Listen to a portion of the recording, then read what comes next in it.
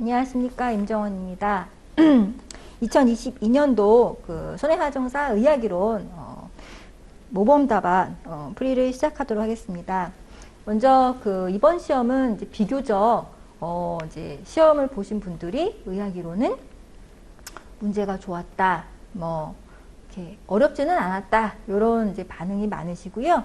일부에서는 이제 그 마지막 문제 영어 때문에 많이 당황했다 하시는 분들도 계시는데, 어느 해든 한 문제 정도는 이제 이 킬러 문제라고 해서 어려운 문제가 있잖아요. 물론 그 마지막 문제는 이제 저처럼 이 진료 기록을 매일 보는 사람이나 현업에 있는 사람들은 상대적으로 좀 더 유리한 문제는 맞습니다. 뭐 현업에 있는 사람들은 진료 기록을 매일 보기 때문에 그거를 이제 이렇게 모를 수가 없거든요.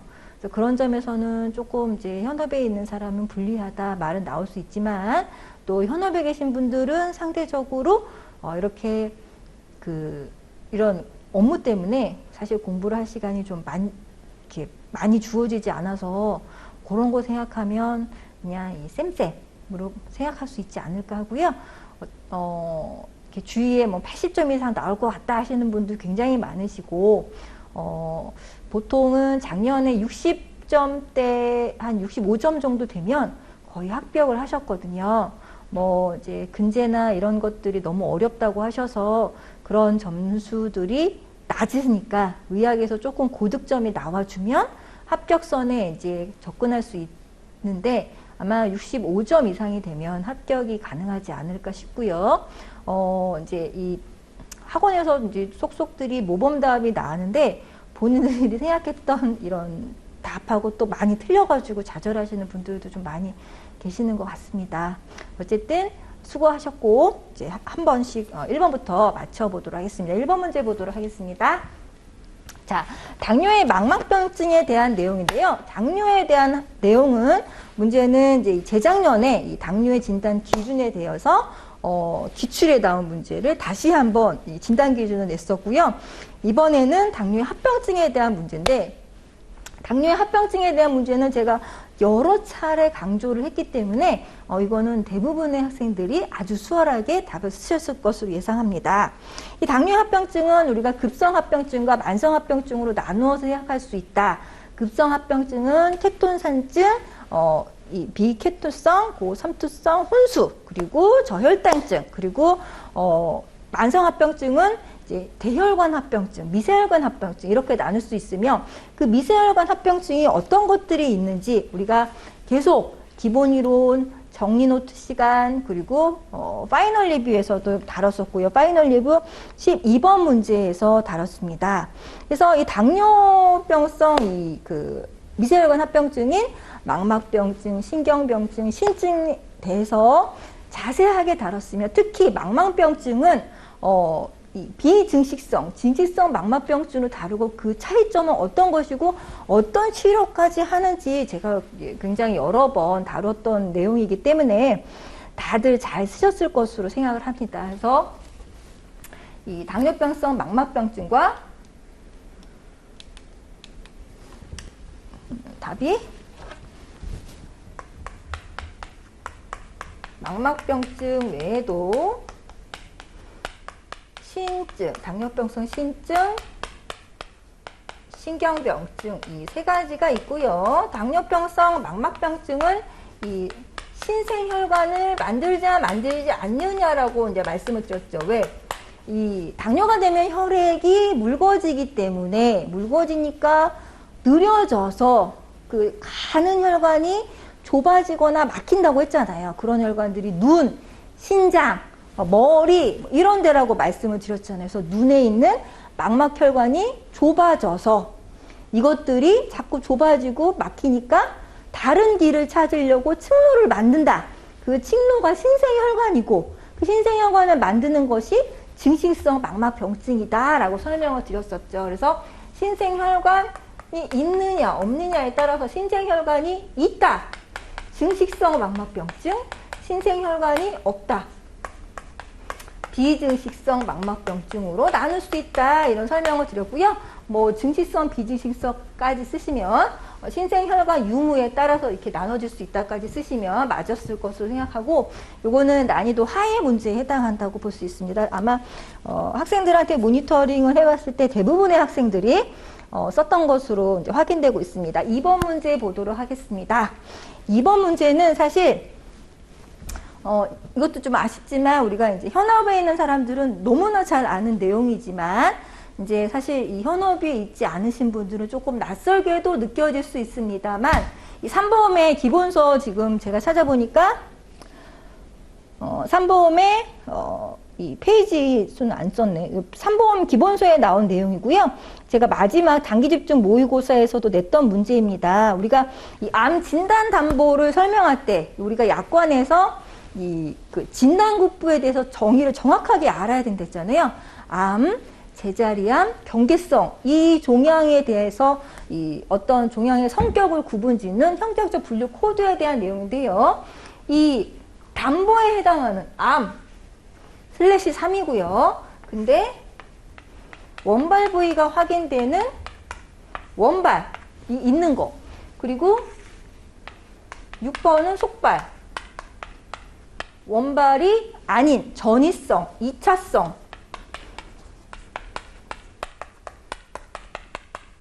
이고요. 1번은 경계성이라고 표현하죠. 악성인지 양성인지 모호한, 뭐 아니면 잠재적 악성이 있는, 우리가 약관에 보면 경계성 종양의 진단, 이 암보험에서 경계성 종양 담보가 있잖아요. 경계성 종양의 이 진단의 어떤 정의를 잘 알고 계셨다면 이 슬래시 1에 대해서 쓰셨을 수 있을 것 같고요. 그리고 슬래시 2는 제자리 암, 쌍핀의 암종에 해당하는 종양화 코드고, 9번은 사실 이제 우리가 많이 쓰지는 않습니다. 원발인지 속발인지 확인되지 않은 경우 9번을 표시하고요. 0은 양성에 해당합니다. 그래서 이 내용은 이제 단기집중 모의고사에서 제가 했던 내용이고 3보험에서 했기 때문에 많이 아셨을 것으로 생각은 됩니다만, 아무튼 이제 이것도 아주 어려운 문제는 아니고, 사실 다시 말씀드리면 이제 현업인들에게, 현업에 종사하는 분들에게 상대적으로 좀 유리한 문제, 대표적인 문제라고 생각을 합니다. 3번 문제 보도록 하겠습니다. 3번은 제가 이제 민원 문제 1, 2, 3, 4가 있다고 늘 말씀드렸습니다. 류마티스 관절염, 가와사키, 파킨슨, 그리고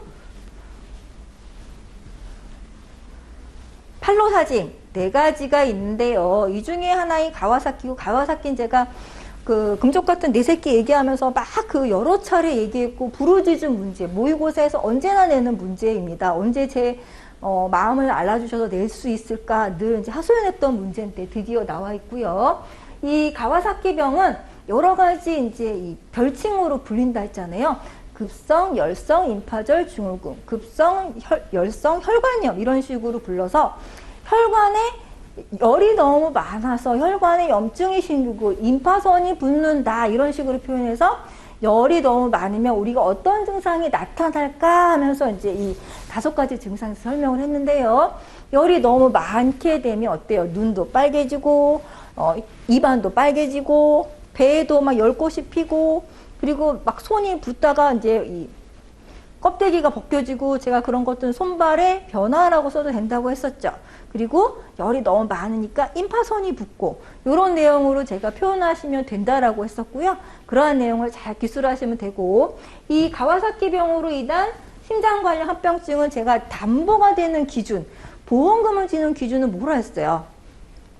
심장 관련 합병증에서 관상동맥에도 이 혈관에 염증이 생겨서 이렇게 늘어나는 관상동맥류가 있고, 이로 인해서 급성 심근경색이 생길 수 있으며, 이로 인해서 아이들이 급사할 수가 있다. 그래서 예전에 TV 프로그램에 금쪽 같은 내 새끼의 그 금쪽이 오빠가 이걸로 죽었다, 막 이런 얘기까지 이제 그 에피소드로 얘기를 했었는데요. 관상동맥류 혹은 관상동맥의 이상으로 인한 뭐 합병증, 관상동맥으로 인한 급성 심근경색의 가능성이 높아진다. 이런 식으로 기술하시면 점수를 받을 것으로 생각됩니다. 4번 문제 보겠습니다. 이 4번 치매보험의 CDR도 제가 여러 차례 강조했던 문제고요. 우리 정리노트에서 제가 앞자따기로 연상법으로 했잖아요. 김정은이 판문점에 가서 사회를 보다가 집어치워버리고 위로 몸을 챙겨 갔다. 그래가지고 막 함께 하하하 웃으면서 우리가 했던 내용들이 CDR로 나왔습니다. 치매보험의 어떤 판매가 늘어나면서 이런 이 담보와 관련된 문제 중에 하나라고 생각이 되고요. CDR 같은 경우에는 아까 얘기했듯이 김정은이 기지를 발휘해서 이 앞자따기만 잘 기억하고 계셨다면 쓸 수 있는 문제가 아니었을까 생각됩니다. 그래서 김정은이 기지를 발휘해서 기억력, 진압력, 판문점에 사회를 보러 왔잖아요. 판단력, 판문점이니까 문제, 그래서 사회를 보다가 사회를 보다가 집어치워버리고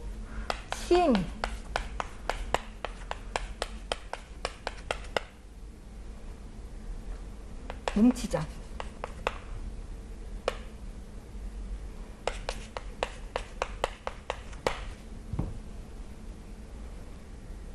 집안생활과 침해. 죄송해요.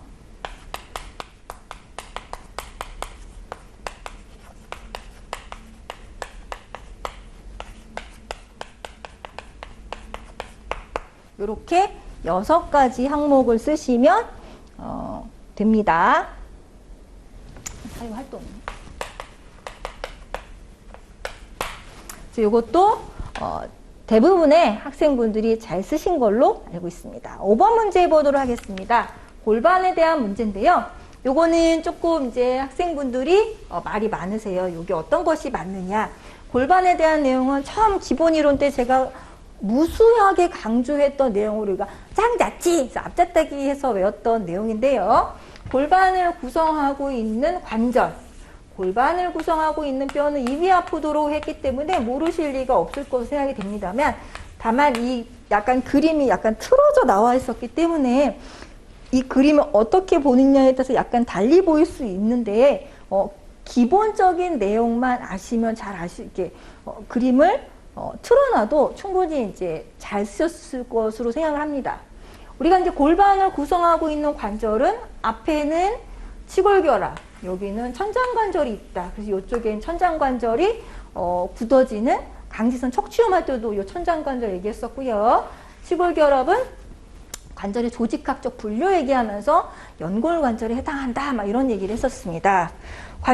이 골반을 구성하고 있는 뼈는 양쪽에 관골이라고 하고요. 여기 문제에서는 무명골이라는 표현을 썼습니다. 그래서 무명골은 사실 이 세 개의 뼈를 하나로, 이 세 개의 뼈가 하나로 붙어 있는데 그 뼈 자체는 이제 이름이 없다 해서 무명골이라고 하고, 어떤 데선 관골이라고 표현하는 데서 무명골이란 말이 조금 낯설게 느껴지셨을 수도 있습니다. 그래서 이 무명골은 세 개의 뼈가 만나서 이 비구를 형성하게 되는데요. 이 비구를 구성하는 뼈 중에서 이 번호 순서대로 고르는 거잖아요. 그래서 요 3번은 이 손바닥장, 제가 손바닥장 할 때 여기 그랬잖아요. 손바닥장에 해당하는 장골. 그리고 밑에는 궁둥이가 닿는다. 궁둥이가 닿아서 좌골. 그리고 중심축에 해당하는 뼈는 부끄러울 치골이라고 했는데, 이 그림에서 보시는 것처럼 이 약간 그림을 틀어놨는데 위쪽에 중심 쪽으로 간 것이 이 치골이 됩니다. 그림을 약간 지금은 없는데 그림을 틀어놨는데 그림을 보면 이렇게 되면서 약간 이렇게 됐거든요. 여기가 중심부에 해당한다는 말이죠. 그래서 여기는 치골, 여기는 궁둥이에 해당하는 좌골이 됩니다. 그래서 우리가 이렇게 앞자따기로 외웠던 것처럼 장자치 이렇게 쓰시면 되는 겁니다. 여기 나왔네요. 봐봐요. 여기가 바깥쪽, 여기가 바깥쪽이고 여기가 중심축이에요. 그래서 여기에 미골이 있고 이렇게 있는 건데, 이 치골을 보면은 양쪽에 여기가 치골결합이 되는 거잖아요. 그래서 치골결합이 있는 쪽이 치골, 바깥쪽이 궁둥이가 닿는 좌골이 되는 거예요. 그래서 뭐 어느 쪽이 어렵다 이게 아니라 이 그림을 보고 중심축에 있는 뼈가 치골, 바깥쪽에 있는 뼈가 좌골. 이렇게 외우시는, 이렇게 이해하셨으면 쉽게 답을 쓰시지 않았을까 싶습니다. 6번 문제 보도록 하겠습니다. 요거는 제가 이러한 형태의 문제를 이제 모의고사 때 실전 모의고사나 단기 집중 모의고사에 냈는데요. 이러한 문제의 스타일이 2005년도에 이 죽상경화증의 위험인자를 묻는 문제의 형태로 나왔습니다. 이 사례를 들어서 여기서 뭐 골라내는 것, 또 비슷한 형태의 문제가 2006년도에 유방암의 위험인자를 골라내는 것, 이런 식으로 사례를 쭉 내서 여기에서 위험인자를 골라내라, 뭐 이런 문제의 형태가 나왔는데 올해도 약간 비슷하게 나왔습니다. 자, 요걸 한번 읽어보도록 하겠습니다. 60대 여성이 일단 나이가 좀 있습니다. 그리고 여성이 있습니다. 낙상, 외상이 있군요. 그리고 이후 악화된 양측의 무릎이라 했습니다. 자, 여기서 포인트는 보통 외상이 있으면 특정 부위에 통증이 오게 되죠. 근데 이 사람은 양측의 무릎에 통증이 있다. 약간 지금까지의 봤던 패턴이랑은 다릅니다. 양측의 무릎 통증이 있으면서 병원에 방문했다. 병력 청취 결과 무릎 통증은 10년 전부터 있었다. 별다른 이유 없이 있었다. 즉, 이 사람은 외상과 무관하게 통증이 시작된 거죠. 외상이 있기 전부터 통증이 생겼다. 그리고 휴식 후에는 호전된다. 이것도 포인트입니다. 우리가 무릎의 통증, 관절의 통증을 일으키는 질환은 여러 가지가 있는데 이 휴식이라는 내용을 관련된 게 딱 있습니다. 어떤 거? 류마티스 관절염. 류마티스 관절염은 휴식과 상관없고 운동으로 호전된다. 이런 얘기가 있습니다. 왜? 조조강직이 있는데 활동을 시작하면서 이 통증이 호전되는 양상을 보인다.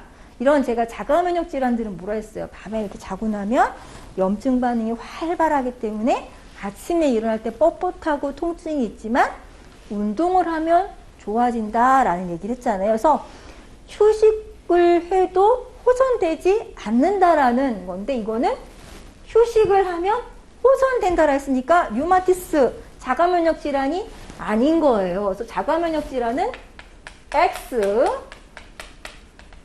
즉, 그러니까 뭐 류마티스 관절염, SLP 이런 거는 아니라는 거고, 그리고 근래에는 쉬어도 잘 호전되지 않았고 낙상 후 악화되었다.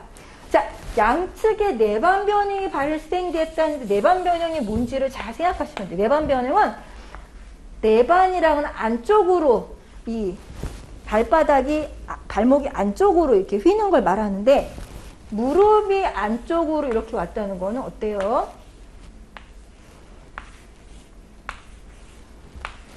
이거. 뭐야, 오다리잖아. 제가 모르겠어. 아줌마들이 다리가 이렇게 있다가 나이가 들면서 체중의 부하를 받게 되면 전원주처럼 아줌마 다리, 오다리가 된다는 얘기를 했잖아요. 그쵸? 그래서 아줌마들이 이렇게 뒤뚱뒤뚱 걸어다니는 것도 제가 했잖아요. 즉, 이렇게 슬관절의 퇴행성 변화로 인한 뇌반 변형이 있고 단순 방사선 검사상 양측 및 내측 슬게레트 구역의 관절 간격이 협소하고, 즉 대퇴골과 여기 무릎에 관절이 협소해진다. 즉 관절 연골이 닳아서 무릎뼈가 협소해졌고 골극이 형성됐다. 제가 뭐라 했어요? 이렇게 막 염증이 생기면 막 골극 형성되고 체중 부하에 따라서 이렇게 중력에 받는 부위에 따라서 이렇게 무릎이 변한다고 막 그림을 그려서 설명했잖아요. 그래서 그 엑스레이 사진 찍으면 여기 연골하고 골이 닳아서 하얗게 보인다. 이런 얘기죠. 전형적인 이 슬관절의 퇴행성 변화의 방사선 소견을 설명하고 있다는 거예요. 그래서 이런 내용을 종합했을 때 봐봐요. 외상, 아니라고 했어요. 자가면역 질환? 아니라고 했어요. 그리고 방사선상에 무릎 관절의 퇴행성 변화가 관찰되었다. 즉 이거는 고령, 나이, 그리고 유식으로 호전되지 않는 통증, X선상, 방사선상 변화는 우리 정리노트 질병편의 골관절염을 보면 60페이지에 관절염의 임상적 진단 기준 네모 박스에 해당하는 그 내용과 일치하는 내용입니다. 그래서 이거는 병력, 신체 소견, 방사선 소견을 종합했을 때 이것은 임상적 진단 기준에 해당하는 퇴행성 관절염, 이코르, 골관절염의 진단 내용에 대한 설명입니다. 참고로 반월상 연골 파열이나 슬레장증은 아니요 라고 물어보시는데요. 요거는 외상 후에 발생하는, 슬레장증 정의가 외상 후에 발생하는 어떤 기능장애, 운동시 통증, 뭐 이런 운동 범위 제한 등의 기능장애를 총칭하는 말인데, 이 사람은 여기 문제에서 외상 전에도 아팠다라는 내용이 있고요. 결정적으로 그건 외상 후에 주로 편측의 무릎에 통증이 온단 말이에요. 문제가 있는데 이거는 양측의 통증이 있다. 그래서 그거는 아니고요. 분명히 어떤 반월상 연골파열이나 이런 것들을 설명했다면 슬 굴곡 위에서 회전 또는 어떤 그런 부상의 유형이라던가 우리가 전형적인 뭐 덜컹거림, 불안전증 이런 내용들의 증상에 대한 설명이 조금 더 첨가가 되었어야 하는데 그런 내용이 일체에 들어가 있지 않기 때문에 반월상 연골 파열이나 슬레장증은 제외시키는 것이 맞습니다. 자, 그래서 2번에서 위질환과 관련된 위험인자를 쓰시오라고 했는데요. 어떤 문제지, 이 문제를 잘 보셔야 되는지, 기존에 2005년, 2006년도에 나왔던 사례 문제는 해당 지문에서 위험인자를 찾는 거였는데요. 이 문제는 해당 지문에서 위험인자를 찾으라고는 하지 않았기 때문에 그 지문에 없는 위험인자도 가능해요. 그래서 우리가 배웠던 퇴행성 관절염의 위험인자에 대해서 쓰시면 되는 건데 가장 대표적인 것이 나이, 고령, 그리고 성별, 여성, 그리고 비만, 뚱뚱하면 무릎 아프다 했잖아요. 그리고 반복적인 관절 사용. 가장 대표적이죠. 그리고 어떤 외상에 과거력이 있다거나 혹은 선천적으로 어떤 관절에 좀 이상 소견이 있다거나 선천적 관절 질환이 있다거나 이런 것들이 될 수 있는데 가장 대표적인 것은 1, 2, 3, 4가 가장 대표적인 것이라 할 수 있고요. 중요한 것은 해당 지문에서 찾는 것이 아니기 때문에 아무거나 쓰셔도 된다. 이 지문에 없는 것을 쓰셔도 된다라는 겁니다. 이 퇴행성 관절염의 위험인자는 우리가 그 파이널 리뷰에서 질병편 21번에서 했었고요. 이거를 이제 그 학생분들이 많이 이제 좀 그랬던 게 여기는 상해인데 질병 문제를 내서 이제 이거 상해인데 왜 질병이 나왔지 하면서 슬레장증이나 반월상 연골파열을 많이 쓰셨을 텐데요. 이 퇴행성 관절염이나 관절염은 질병 재해 경계가 모호하기 때문에 이거는 질병편에 있는 내용 퇴행성 관절염이 맞습니다. 3번은 이제 퇴행성 관절염에 대한 치료인데요. 이것도 제가 정리 노트나 이런 거 할 때 그림 그려가면서 많이 설명을 했었죠. 관절의 간격이 중력의 부하 방향에 따라서 아줌마가 이제 O자다리가 되는데 여기가 좁아지니까 여기 길이를 맞추려고 제가 뼈를 잘라내서 관절의 간격을 넓혀준다 했잖아요. 그쵸? 그래서 뼈를 자른다. 절골술. 이런 거 쓰셔도 되고요. 관절경을 이용해서 이 안에, 관절 내 안을 지저분한 것을 잘라주는 변연절제, 세척술, 이런 거 쓰셔도 됩니다. 또 제가 이제 정리노트나 이런데 구멍 뚫어가지고 연골의 재생을 유도해서 조금 관절의 기능을 향상시키는 천공술 이런 것도 설명했었고요. 이런 것들은 관절에 대한 수술은 기본서 192쪽에 있으면서 제가 그림으로 설명했고요. 마지막으로 인공관절 치환술도 가능하다. 자, 다음 문제 보도록 하겠습니다. 7번 문제인데요. 자, 요거는 이제 골절에 대한 내용인데요. 종골골절에 대한 내용입니다. 제가 골절의 어떤 그 하부 부위별 골절에서 이제 이 발 쪽의 골절은 좀 많이 하지 않았고 특히 종골골절은 거의 다루지 않았던 부분에 나왔는데요. 보면 자, 이 사람은 방사선 검사, 엑스레이 검사에서 양측 종골내 뭐가 나왔다?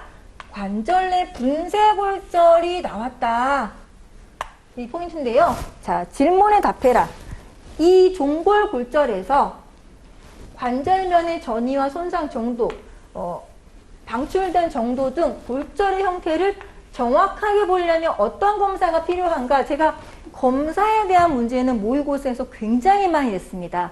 MRI, 엑스레이, CT, 골주사의 각 어떤 적응증에 대해서 많이 설명을 했는데 MRI는 연부 조직의 손상이나 혹은 이 질병이 급성인지 만성인지를 확인할 때 쓰고 골주사도 어떤 골의 염증이나 어떤 골의 신선 골절이나 이런 진구성을 감별할 때 쓰고 CT는 골절의 범위를 명확하고 좀 더 확인되지 않는 미세 골절을 확인할 때 주로 쓴다라고 했잖아요. 그래서 골절이 잘 안 보이는 경우 혹은 수술을 해야 되는데 골절 부위를 정확하게 확인하기 위해서 CT를 찍는다는 얘기를 모의고사 때 여러 번 냈기 때문에 요거는 CT라는 답은 아마 대부분 쓰시지 않았을까 싶습니다.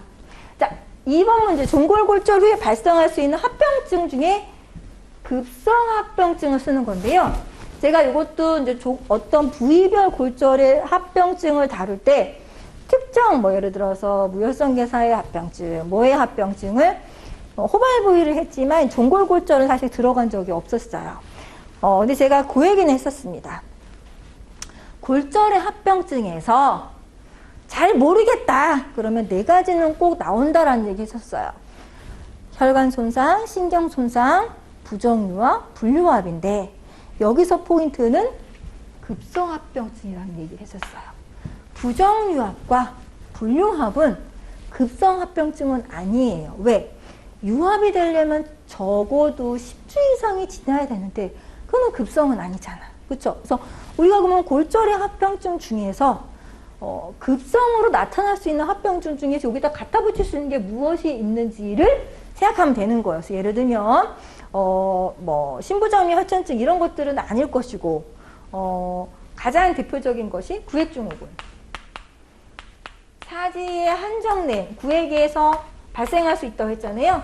가장 급성으로 나타나는 거로 했잖아. OP 막 묶어주면 찌릿찌릿. 그러니까 구획증후군, 사지, 발에 나타나는 거니까 가능하고요. 그 밖에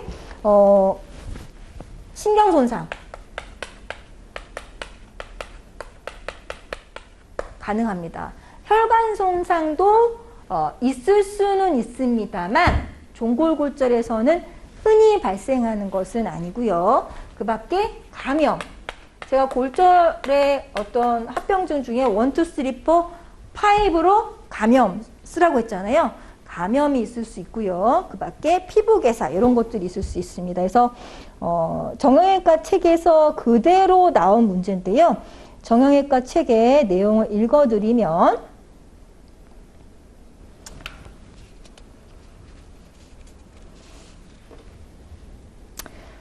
구획증후군, 피부개사, 감염, 비복신경 손상, 그러니까 이 발에 신경의 손상이 있을 수 있다라는 건데 굳이 신경 이름은 쓰시지 않으셔도 됩니다. 그래서 구획증후군, 감염, 신경 손상 이런 것 중에서 2가지만 쓰시면 될 것 같습니다.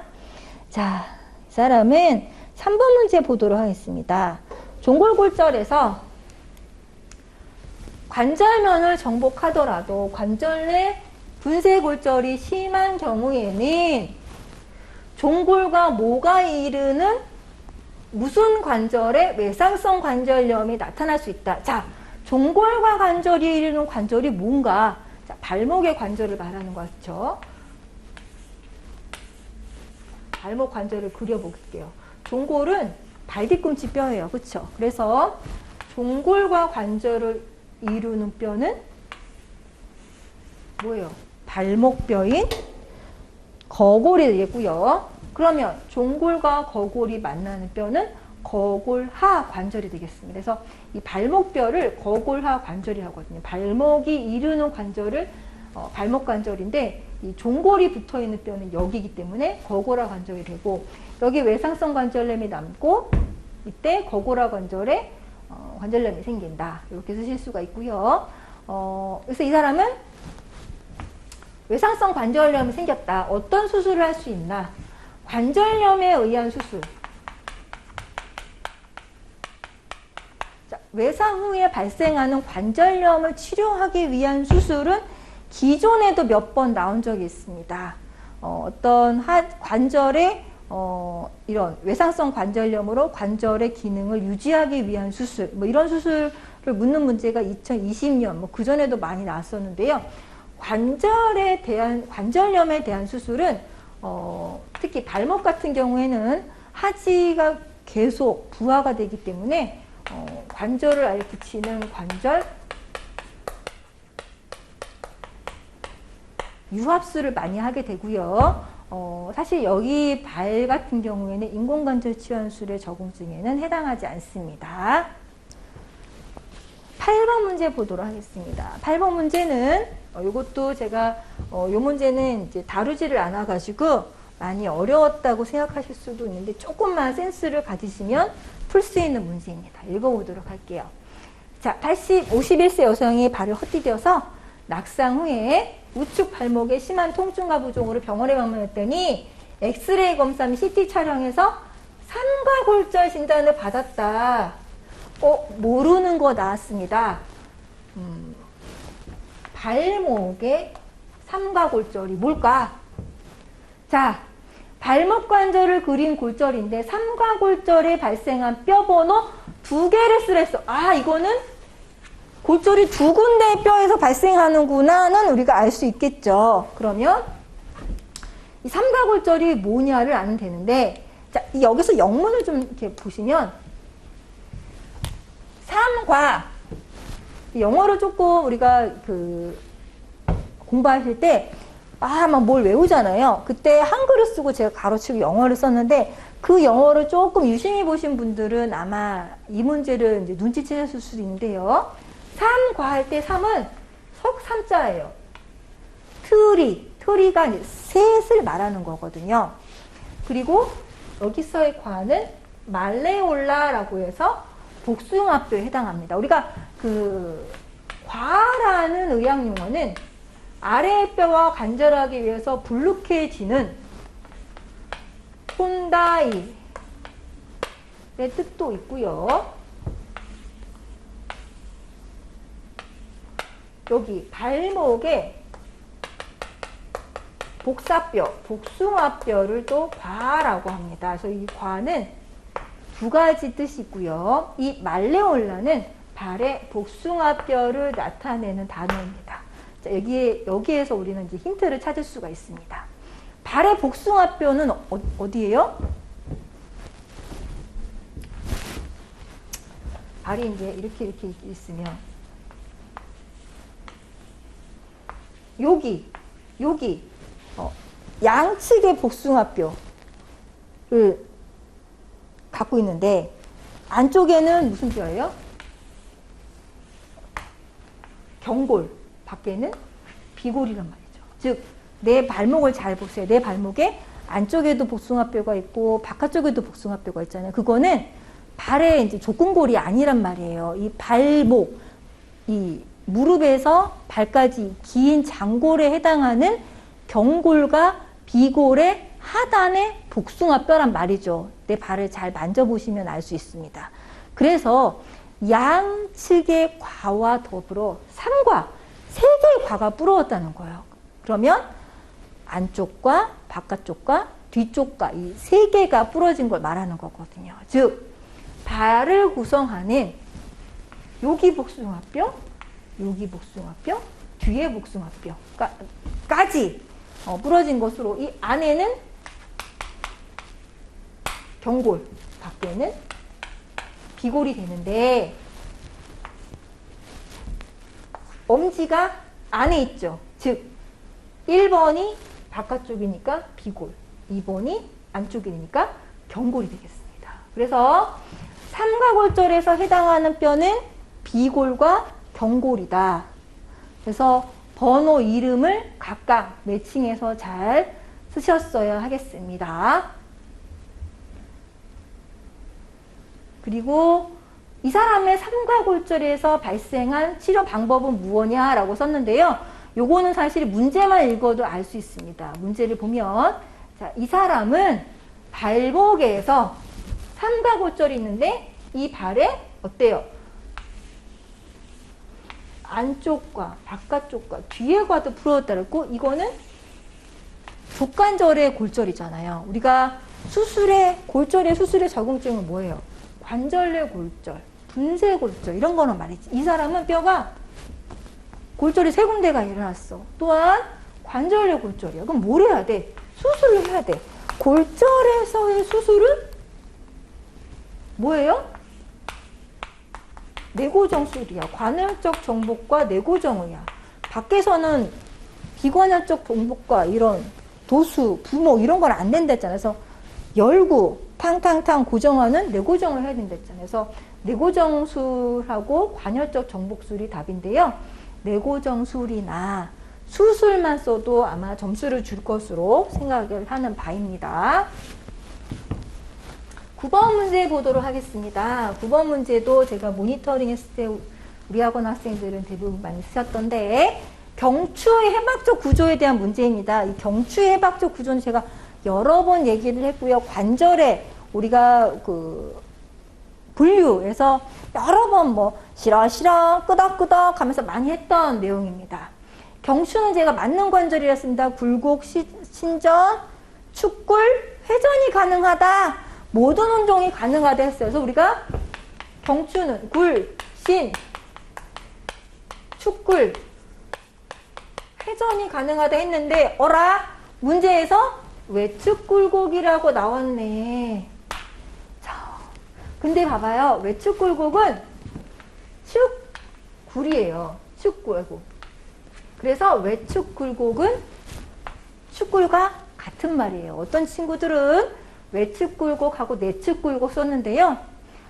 여기에서 포인트는 경추에서 가능한 운동이 여기에 다 들어가야 돼요. 그래서 굴곡, 신전, 그리고 뭐예요?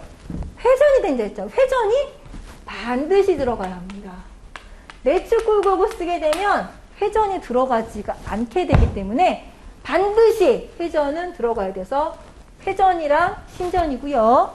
이 내용은 정리 노트 페이지 30쪽에 보면 각 척추별 가능한 운동에 대해서 설명이 되어 있잖아요.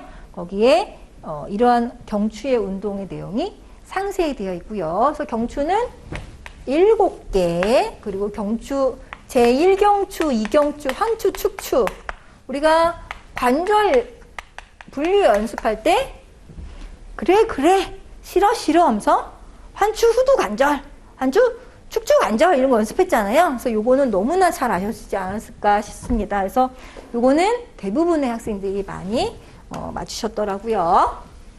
10번 문제 보도록 하겠습니다. 10번 문제 가장 이제 말이 많으셨는데 이것도 조금만 이제 우리 속된 말로 짱구로 조금만 굴리셨으면 부분 점수는 받지 않았을까 싶은데요.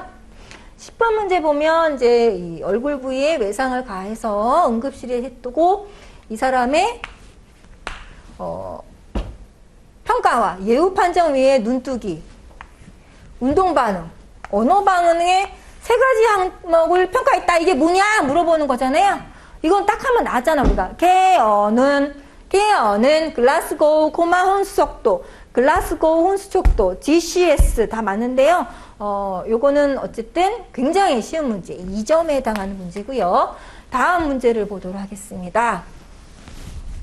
CT상 이 사람은 뇌에 출혈과 관련된 두개각 내 국소 손상을 당했다. 한글로 쓰시오. 자, 두개각 내 병변에 대한 문제는 제가 모의고사 때 여러 번 냈는데요. 국소 손상은 뭐예요? 포칼. 그래서 두개각 내 발생하는 출혈이라 하고, 미만성 손상은 뭐랬어? 미만성 뇌축삭 손상과 뇌진탕, 브로드하게 어느 병변에서 나타나는지 모르는 걸 말한다 했어요. 그래서 국소 손상은 포칼, 병변이 있는 걸 말하는 것으로 출혈과 관련된 거기 때문에 출혈을 말하는 거예요. 그래서 여기에서 나타낸 출혈을 찾아내면 돼. 출혈이 근데 영어로 뭐야? 헤머리지 혹은 헤마토마. 헤마토마는 혈종. 출혈이 덩어리화된 것이 혈종이니까 모두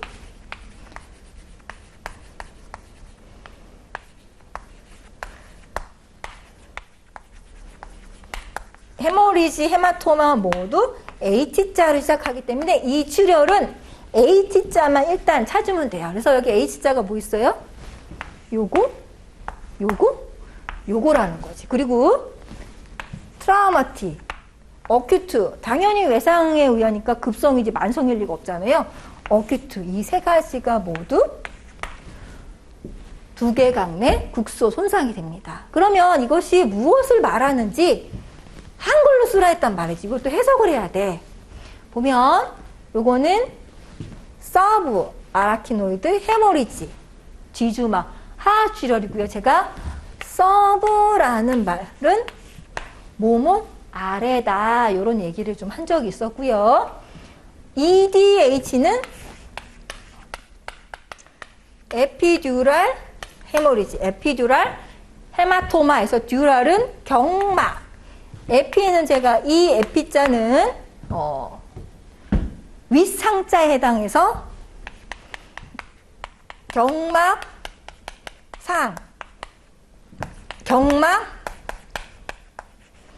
외 이렇게 의미로 쓰인다라는 했잖아요. 그래서 경막 외 출혈이 경막 상 출혈과 똑같은 말이다.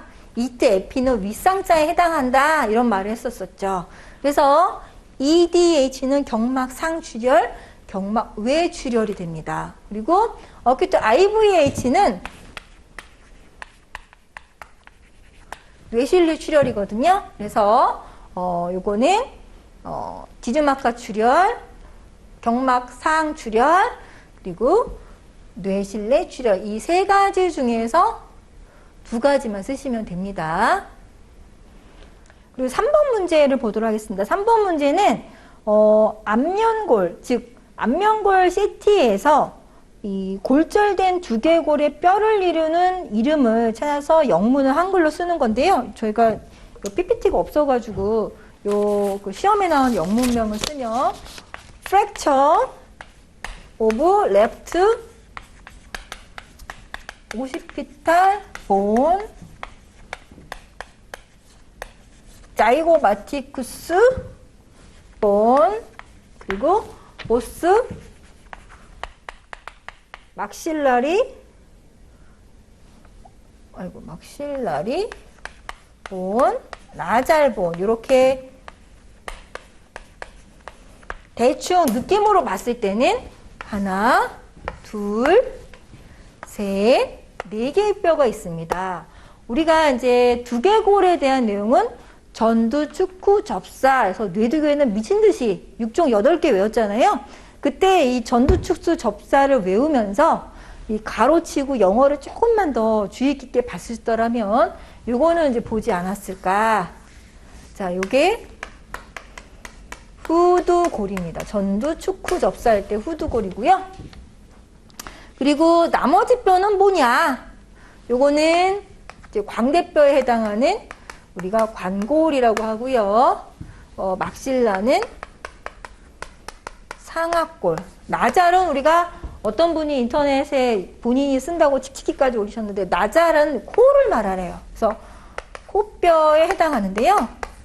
참고로 우리가 기본서의 두개골을 보시면 그 두부 외상의 해부학을 처음 보시면 두개골은 뇌두개골과 안면두개골로 나눕니다. 근데 이 문제에서는 뇌두개골만 쓰라고 하지는 않았어요. 그래서 뇌두개골이든 안면두개골이든 두개골을 이루는 뼈는 무조건 두 개를 쓰시면 되는 거기 때문에 절대 이 문제는 오류 문제가 아닙니다. 그래서 이 뼈는 모두 두개골에 해당하는 뼈고요. 요거는 뇌두개, 나머지는 안면두개골에 해당하는 뼈이기 때문에 이 네 개 중에 두 개만 쓰시면 되는 거예요. 그래서 후두골, 관골, 뭐 광대뼈라 쓰셔도 되고요.